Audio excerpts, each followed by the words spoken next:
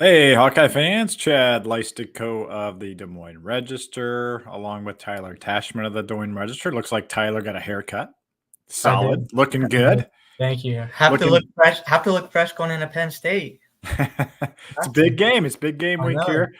We're ready to make our way out there on Friday, Tyler. But first things first, our Tuesday press conferences.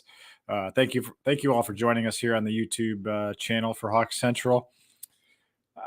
Once again, a newsy day. I don't think some of this was unexpected, but we have to talk about the injuries. I think first and foremost for the Hawkeyes, and I believe you jinxed it. Correct? At some point, you said something about I was been pretty healthy so far. Chad, Yeah. was that Well, not you? no, that was. But and no, Okay. I gave a disclaimer that I wasn't.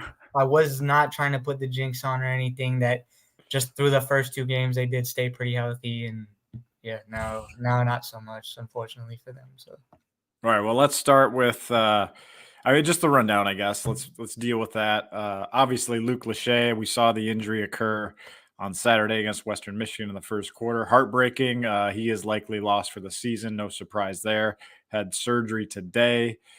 Kirk Ferentz saying it was a clean break. He did not mention the word ankle, but you would have to think it sure looked like a broken ankle to me. Again, as someone who's experienced one in this calendar year.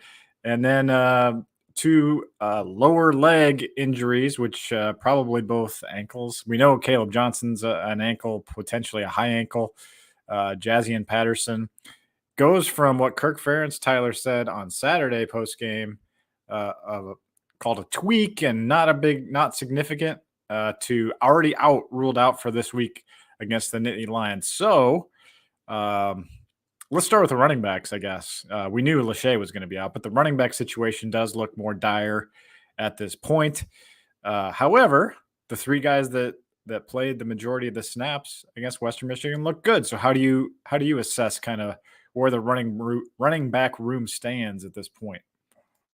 I think it definitely makes getting out of Penn State with a win a lot more difficult because we've already seen the running game has been kind of inconsistent, and it seemed like it was by far their best day against Western Michigan, but not having basically two of the three guys that have been the main contributors in the backfield is definitely a hit. And I think also that when you're talking about an offensive line that maybe the holes aren't open for that long, it makes a difference for guys that can hit them pretty quick. So if you have guys that maybe aren't as experienced and can't get through the holes as fast, aren't able to read things as quickly, I think that makes a big difference.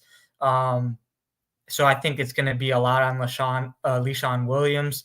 And yeah, I know you said I'm trying to pronounce it right.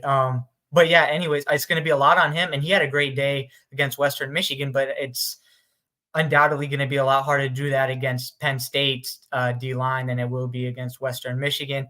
I think Kamari Moulton, he had a good day against Western Michigan, but that's a tough ask to, a guy that's a true freshman playing at Penn State. I think it's going to make Iowa's kind of offense that's been teetering on the edge. It's going to kind of stack the odds against it. I think the defense might have to make up for it even more. I feel like there's going to have to almost be a defensive or special teams touchdown to kind of make up for what might be a lack of run game and kind of offense that's kind of hobbling right now. So yeah, I think it definitely feels like the cards are, stacked against them even more so than the whiteout and being at Penn State and kind of all of that.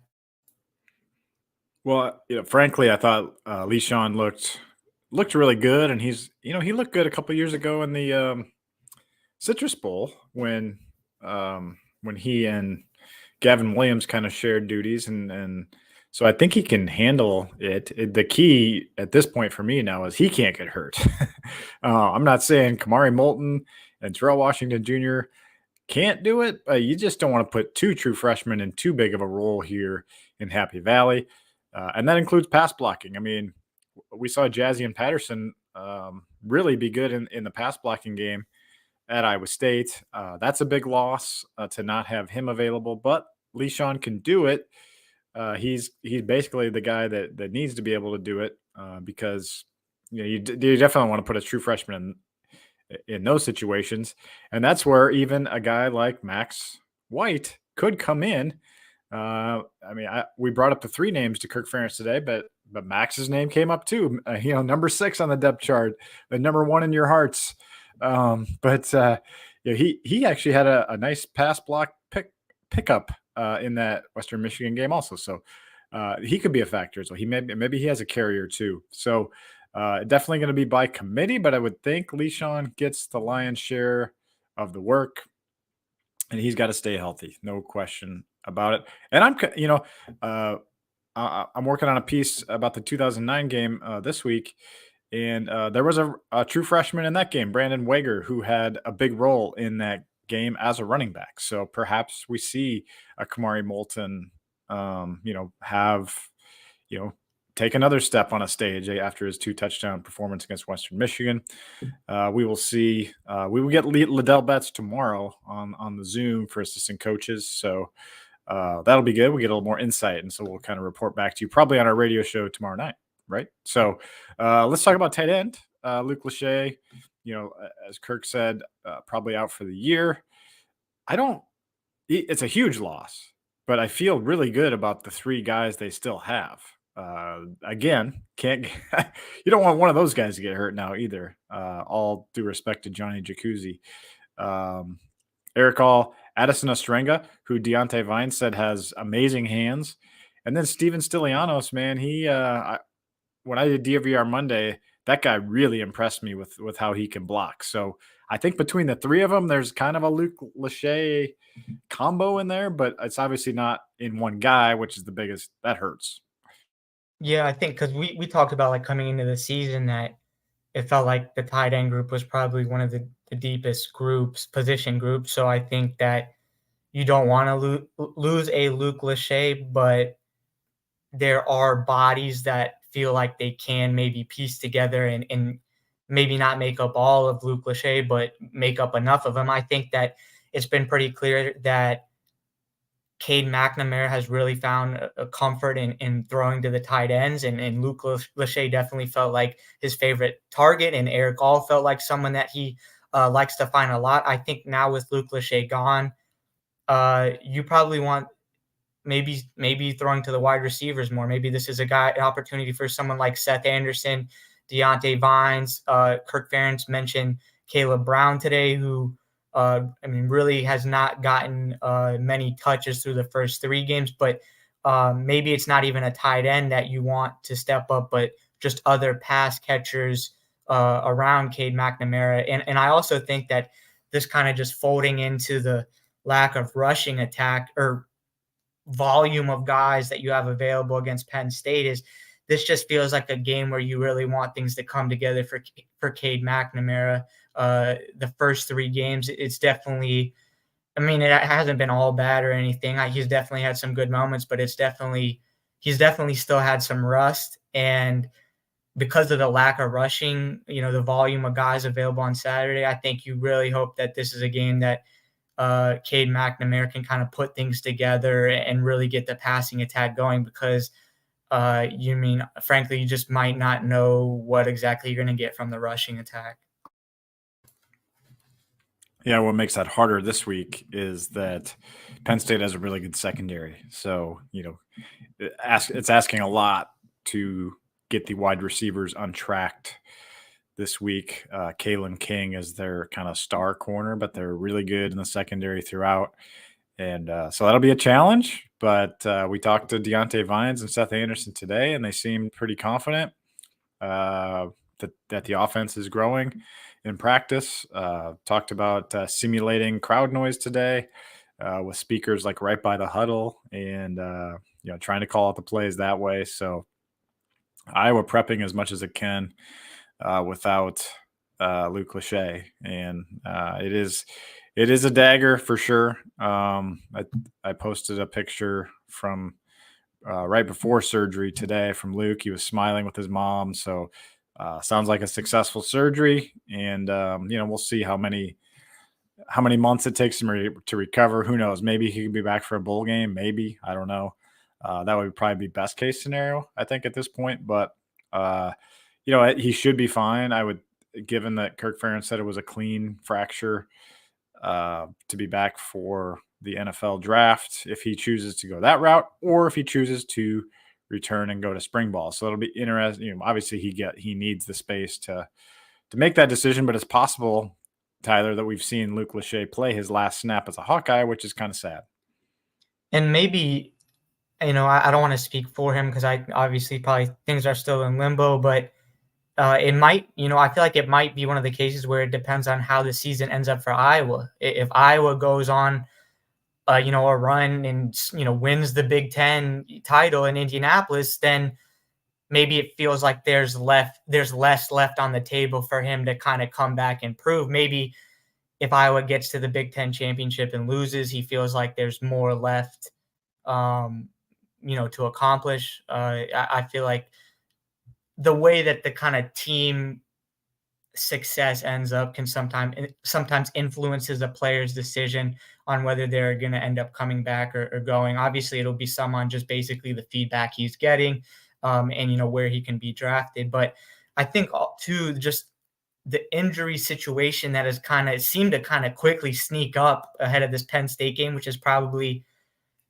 you probably would have liked to have this stuff kind of out of the way by now, but that's just, it's kind of unavoidable. But it feels like even more so that this just is a game that Iowa doesn't have much to lose. Like I don't think many people go in there, depending on, how you view things as a fan, go in there thinking that Iowa is going to win. And even, I think everything that all the injuries kind of leading up to it have pointed to that it's going to be a very difficult task to get away with a win. So I think that there's not much for Iowa to lose. People expect Penn State to win. It's in a really tough environment on the road. So I think Iowa can swing big. I think they can swing for the fences. It feels like Penn State has a lot more to lose than Iowa. Yeah, and I don't think Luke Lachey probably has to prove much more. I mean, I think Iowa's tight end pedigree is solid, and he could. I mean, he still has 2 years of eligibility, or this year and next year anyway. So it's not like he would need the medical red shirt. So if he, let's say he could come back and play in a bowl game, kind of like Sam Laporta did, but obviously a much shorter time frame off his meniscus. But maybe we could see him in a bowl game. I don't know. That's possible. Maybe he finishes, finished my career, playing in a bowl game, then move on type of thing. I don't know.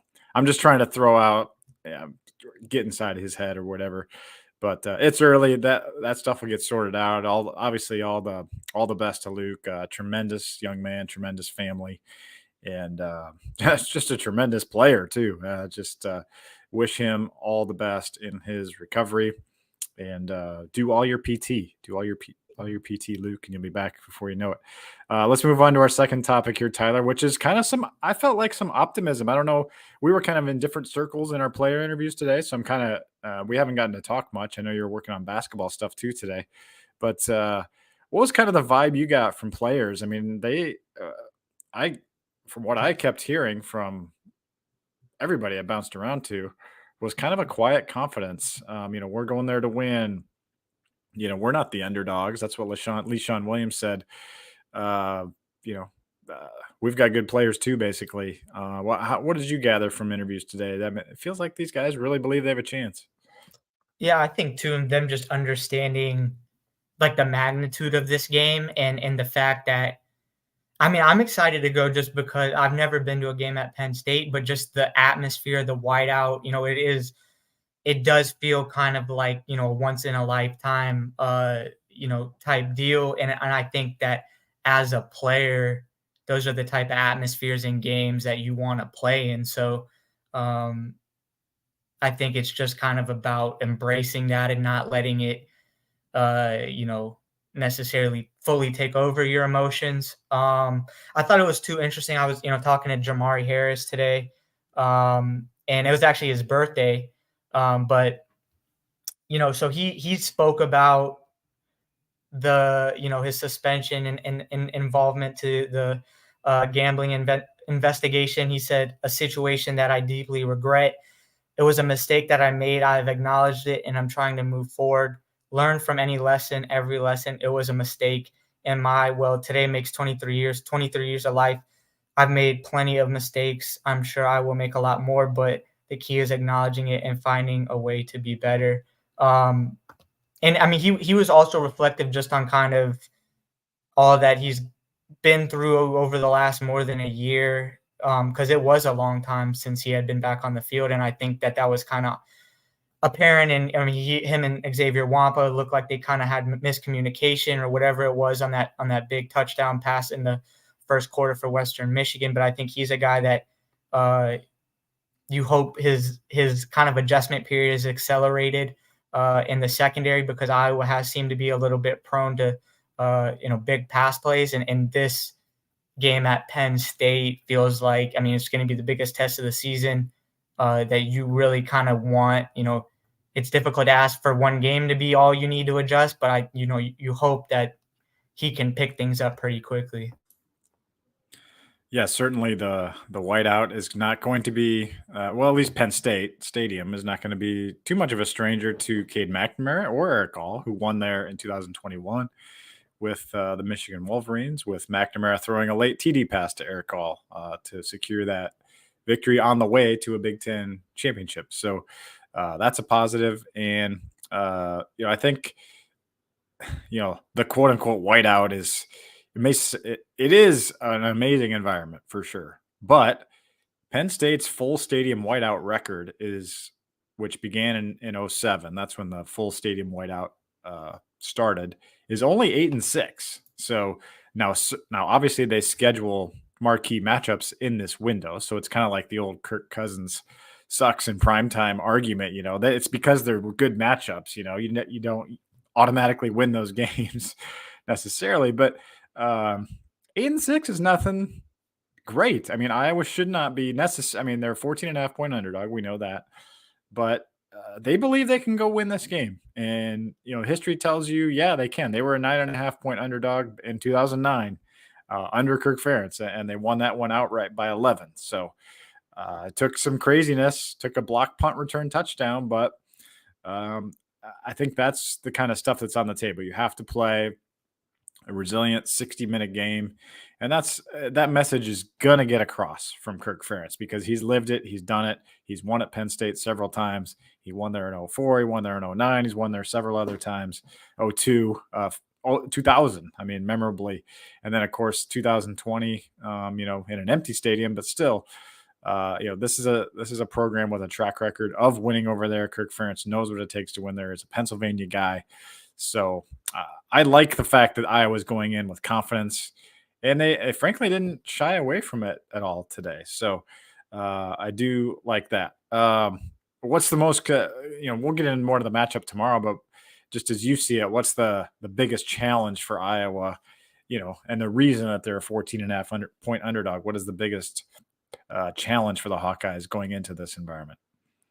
I think it's just been the consistency of the offense. I think the defense is going to give Iowa a chance to win. I think it's just a matter of how many points Iowa's offense can put up, whether the running game is going to be good enough, whether Cade McNamara, I think he'll probably have to have the best game of his Iowa career in order for Iowa to come out with a win. I also think that some of the little details that maybe Iowa has been able to get away with through the first 3 weeks of the season, they're not going to be able to make those mistakes. Like you look at, the missed field goal against Western Michigan early on, or it was during the first half.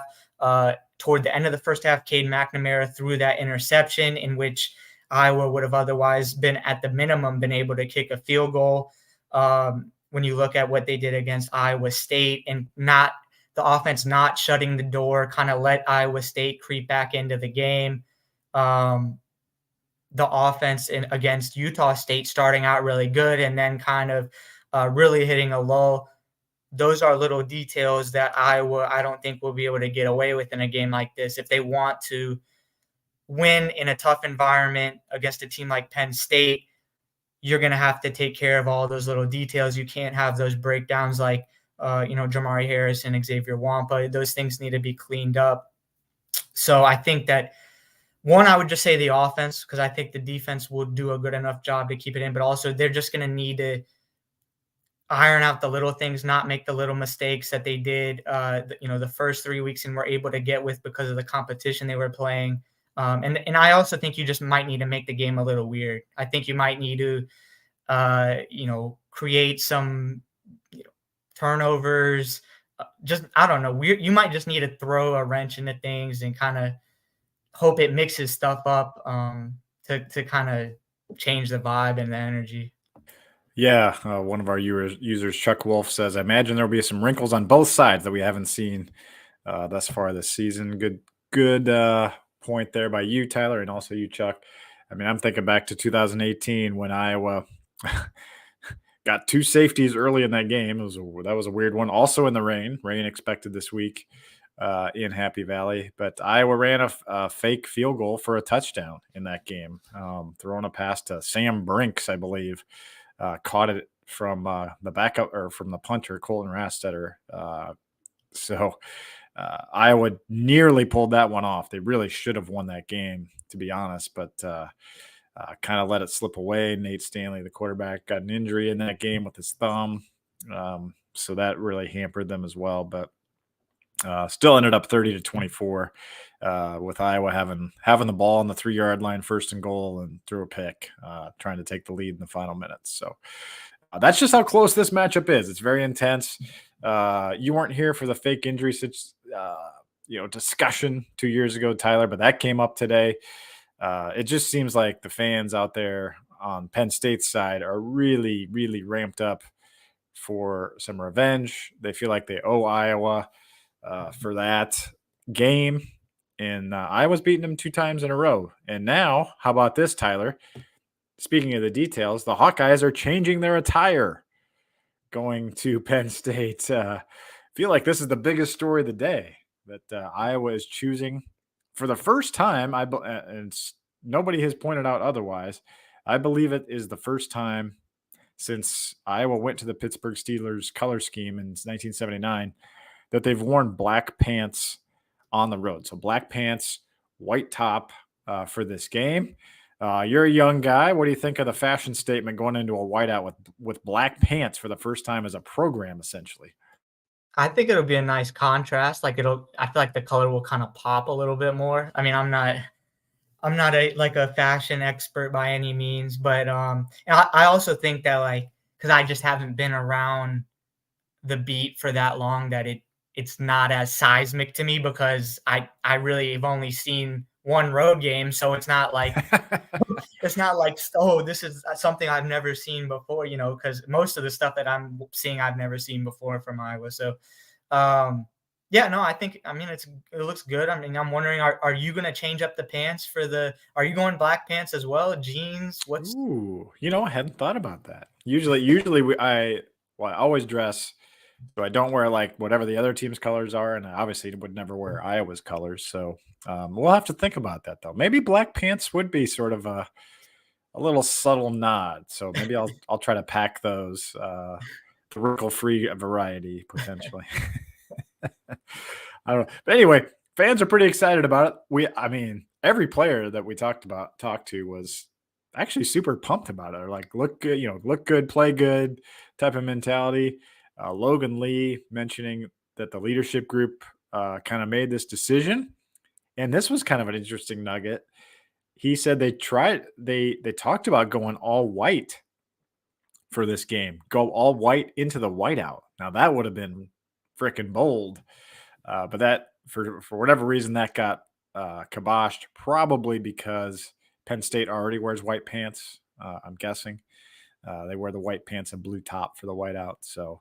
But I think it would have really made it interesting if both teams just go all white.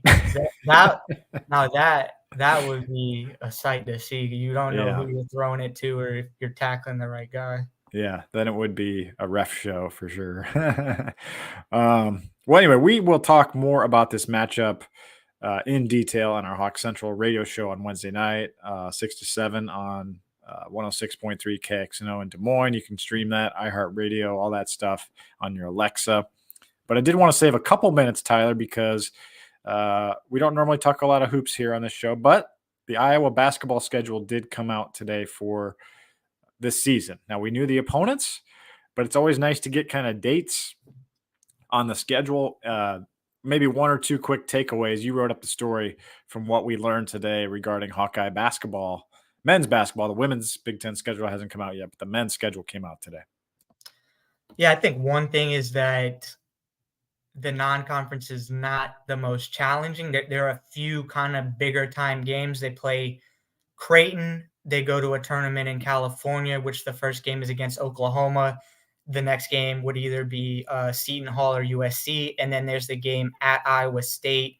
Other than that, the non-conference is very manageable. Iowa should win every other one of those games.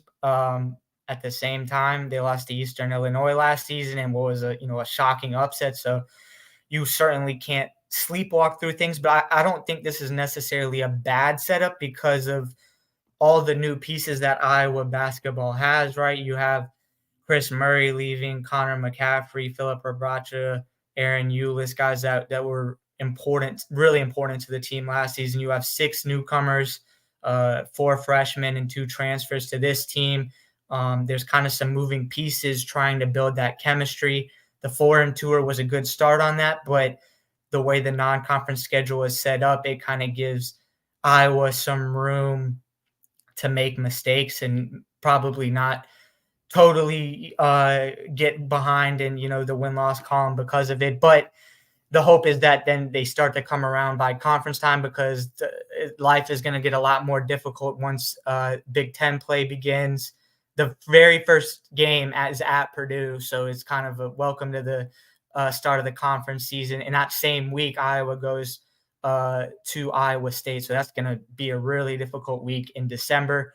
A couple other notable things is 7 of the last 12 are on the road, and I mean, for a team that very well might be fighting for its NCAA tournament life, that's a difficult kind of end of the season and having to be on the road that much. And there's also a stretch in February where Iowa goes at Maryland, home against Wisconsin, at Michigan State, at Illinois. And those 3 of those 4 teams are probably going to be or actually all 4 of them will probably be at least in the top half of the Big Ten, you would think. So it's not going to be easy, but you hope that they can build chemistry kind of by that point. And the big game there, Tyler, is at Indiana. You get to go back to your stomping grounds on Tuesday, January 30th. So I got the date scheduled. I'm ready to go. You enjoy that. I think the biggest headline for me is after getting kind of the shaft on Saturday and Sunday home games, Iowa gets 6 of them of their 10 Big Ten games. 6 of them are weekend home games. So that's a really big benefit. That's where the best crowds are going to be. So you're going to get a lot of those. And the only thing I don't like, is they do this every year, is they always play on Super Bowl Sunday, which I don't know, they like tout that as like, oh, for the 7th straight year or whatever, Iowa's going to play on Super Bowl Sunday. But I hate that tradition. It's like the worst tradition possible. Let's not play on Super Bowl Sunday. I agree. I was surprised by that too. Yeah. Well, we got to get rid of that. Come on. Let's go, Beth Getz. Turn some, make some things happen. Let's get that off there. Nobody wants to play on the Super Bowl Sunday. Anyway, well, thanks, Tyler. Good show. We'll see you on Hawk Central tomorrow. And what was the deal with you throwing a football? You sent me a text. Where was it? So Tyler can throw a football really far, I found out on a text message, unless he superimposed himself throwing a football. So what was the deal there? I don't know. I used to play baseball in high school, so I have a pretty good arm, and I'm a lefty, as you noted. So yeah, I don't know. I was just out there letting it fly. My dad's out here visiting me. He was at the Western Michigan game, so I had him run a few routes and get the arm loose. All right. Well, yeah. If the injuries keep piling up, Tyler's. I think maybe got a chance to walk on, and I saw my COVID year. All right. Well, thanks, Hawk fans, for tuning in. We will talk to you guys tomorrow night. For Tyler Tachman, this is Chad Leistikow saying so long.